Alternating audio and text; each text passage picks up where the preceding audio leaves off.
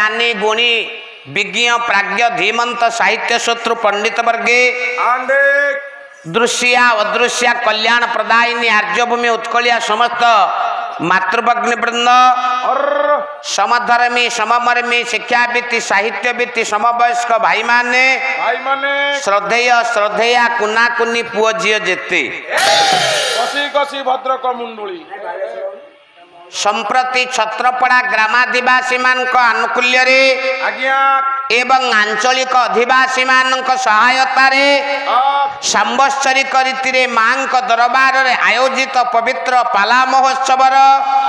द्वितीय रजनीर द्वितीय पर्याय मंचासीन हेबा मात्रे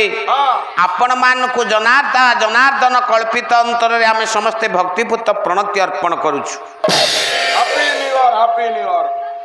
ज्ञानी विद्वजन मंडली महाकवि कालिदास एक कथा को लिखिला बेले मु आपण मानक निकटरे सही श्लोकटी पाठ करिछि आजिर मंगलाचरण माध्यम रे कवि हेले महाकवि कालिदास बई होछि नळोदय आउ प्रतिद्वंदी गायक श्रद्धेय सानुज श्रीजुक्त सचिदानंद दास आम पाई दीटा कथा रखिचंती स्वामी आउ स्त्री कर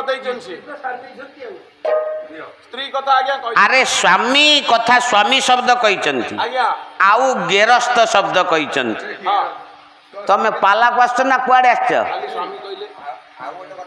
आज्ञा कोंतु कली जुग रे हाँ सब जुग रे देइचंती हो आज्ञा। अच्छा देखंतु आज्ञा आम दर्शक माने आमको मु कहूनी अमार्ग को नियंती बेले बेले बाबू मान कहती आमे प्रतियोगिता पाला देखिबु तेणु आमे दुई गायक बड़ हौ सान हौ गुरु हौ गुरुजन हौ आमे दुई जनक मध्य रे द्वंद्व तैयारी करू तार आनंद नियंती आपण माने परवर्ती समय रे आजिकाली जो जंत्र होईची लोक माने हमको निंदा करंती हो कि नहीं वायरल कर देबे तेणु सत आज्ञा आपण मान विचार करंतु आम भीतर थिबा शुद्ध संपर्क को आमे माने क्षुन्नत मार्ग को नौ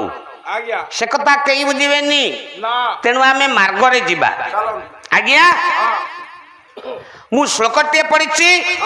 कवि हेले कालिदास बयला नळोदय काव्य आमे गोटे गाँ गाउली कथा अछि आज्ञा एमिति बाटरे चली जाई थबु तोते केई कहबनी झूठ बोली केई कहबनी झूठ बोली केई कहबनी झूठ बोली केई कहबनी झूठ बोली एमिति जागारे बसी जाई थबु केई कहबनी उठ बोली केई कहबनी उठ बोली पिला माने पाला ओडिसार वरेण्य विदग्ध कला एथुरा में शिखिबा कोन नहीं आज्ञा पारे पांडित्य लारे उछि लास्य जोथरे पांडित्यता थिबो लास्य होछि मनोरंजन पाला केवल एक मनोरंजन धर्मी कला नुहे